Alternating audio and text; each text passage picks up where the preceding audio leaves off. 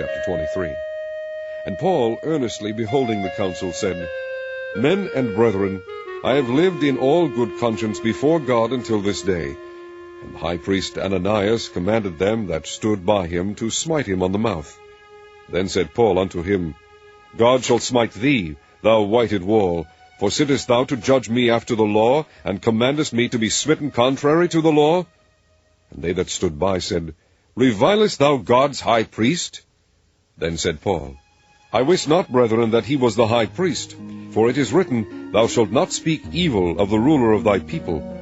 But when Paul perceived that the one part was Sadducees and the other Pharisees, he cried out in the council, Men and brethren, I am a Pharisee, the son of a Pharisee. Of the hope and resurrection of the dead I am called in question. And when he had so said, there arose a dissension between the Pharisees and the Sadducees, and the multitude was divided. For the Sadducees say that there is no resurrection, neither angel nor spirit, but the Pharisees confess both. And there arose a great cry, and the scribes that were of the Pharisees' part arose, and strove, saying, We find no evil in this man, but if a spirit or an angel hath spoken to him, let us not fight against God. And when there arose a great dissension, the chief captain, fearing lest Paul should have been pulled in pieces of them, commanded the soldiers to go down, and to take him by force from among them, and to bring him into the castle.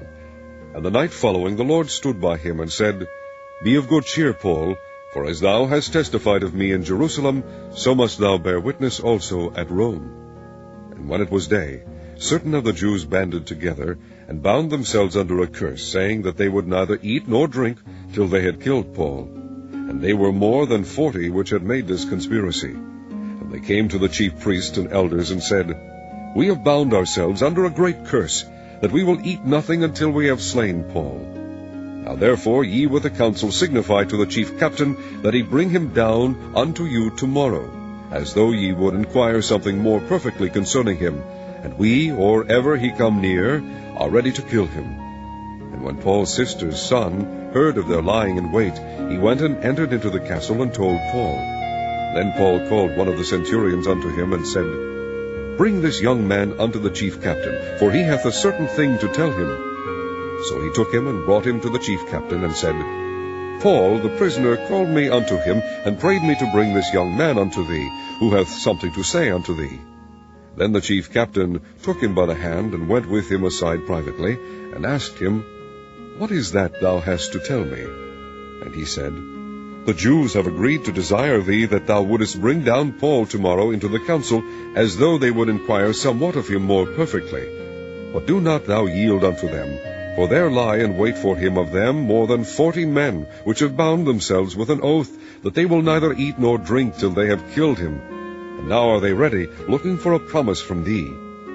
So the chief captain then let the young man depart, and charged him, See thou tell no man that thou hast shewed these things to me. And he called unto him 2 centurions, saying, Make ready 200 soldiers to go to Caesarea, and horsemen 70, and spearmen 200 at the 3rd hour of the night, and provide them beasts, that they may set Paul on, and bring him safe unto Felix the governor.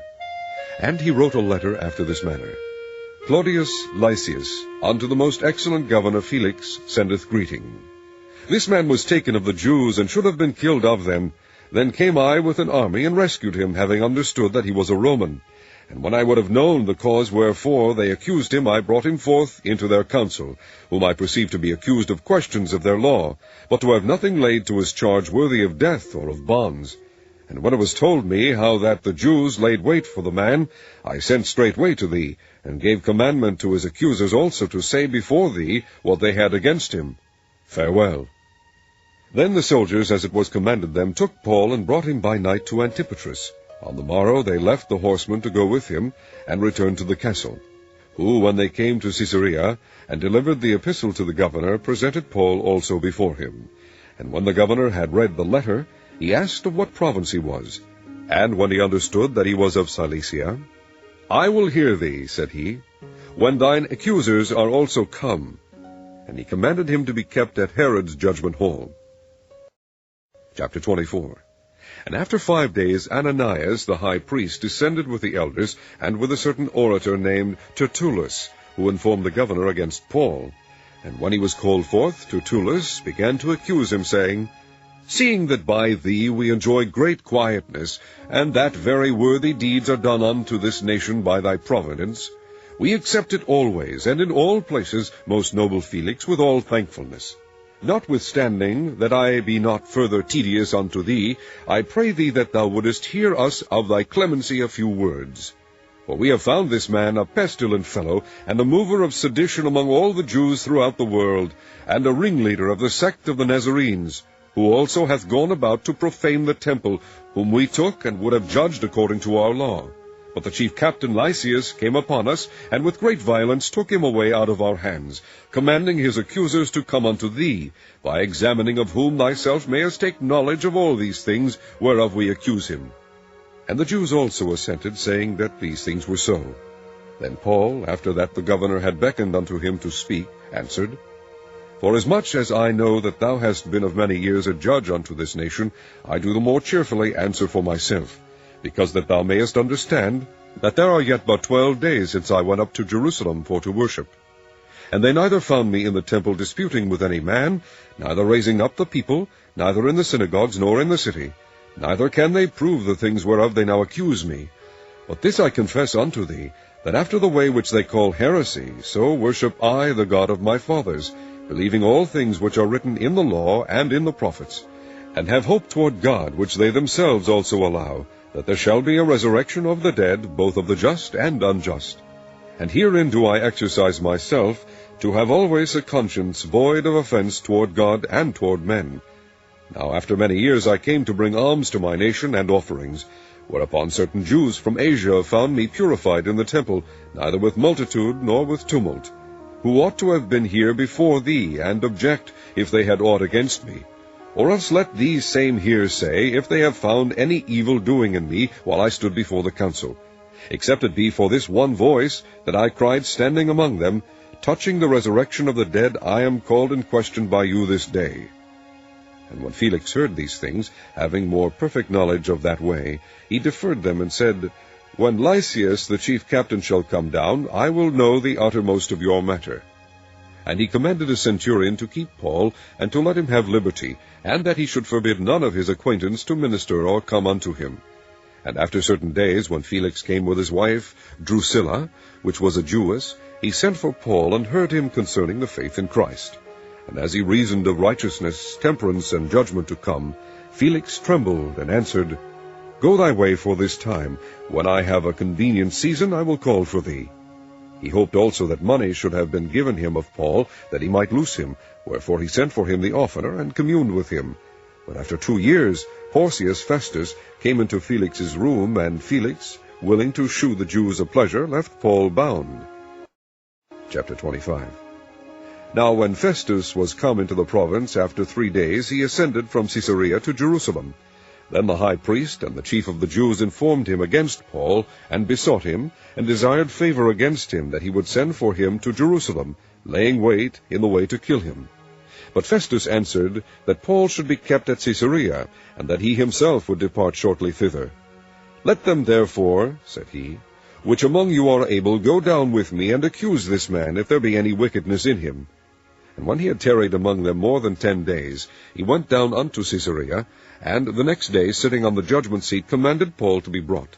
And when he was come, the Jews which came down from Jerusalem stood round about, and laid many and grievous complaints against Paul, which they could not prove. While he answered for himself, Neither against the law of the Jews, neither against the temple, nor yet against Caesar have I offended anything at all. But Festus, willing to do the Jews a pleasure, answered Paul, and said, Wilt thou go up to Jerusalem, and there be judged of these things before me? Then said Paul, I stand at Caesar's judgment seat, where I ought to be judged. To the Jews have I done no wrong, as thou very well knowest. For if I be an offender, or have committed anything worthy of death, I refuse not to die. But if there be none of these things whereof these accuse me, no man may deliver me unto them. I appeal unto Caesar.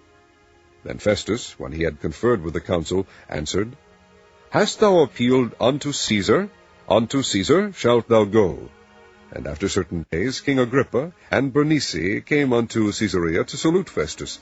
And when they had been there many days, Festus declared Paul's cause unto the king, saying, There is a certain man left in bonds by Felix, about whom, when I was at Jerusalem, the chief priest and the elders of the Jews informed me, desiring to have judgment against him. To whom I answered, It is not the manner of the Romans to deliver any man to die, before that he which is accused have the accusers face to face, and have license to answer for himself concerning the crime laid against him. Therefore, when they were come hither, without any delay on the morrow, I sat on the judgment seat, and commanded the man to be brought forth. Against whom, when the accusers stood up, they brought none accusation of such things as I supposed, but had certain questions against him of their own superstition, and of one Jesus, which was dead, whom Paul affirmed to be alive. And because I doubted of such manner of questions, I asked him whether he would go to Jerusalem, and there be judged of these matters. But when Paul had appealed to be reserved unto the hearing of Augustus, I commanded him to be kept till I might send him to Caesar. Then Agrippa said unto Festus, I would also hear the man myself. Tomorrow, said he, thou shalt hear him. And on the morrow, when Agrippa was come, and Bernice, with great pomp, and was entered into the place of hearing with the chief captains and principal men of the city, at Festus' commandment, Paul was brought forth. And Festus said, King Agrippa, and all men which are here present with us, ye see this man, about whom all the multitude of the Jews have dealt with me, both at Jerusalem and also here, crying that he ought not to live any longer. But when I found that he had committed nothing worthy of death, and that he himself hath appealed to Augustus, I have determined to send him, of whom I have no certain thing to write unto my lord, wherefore I have brought him forth before you, and specially before thee, O King Agrippa, that after examination had I might have somewhat to write. For it seemeth to me unreasonable to send a prisoner, and not withal to signify the crimes laid against him.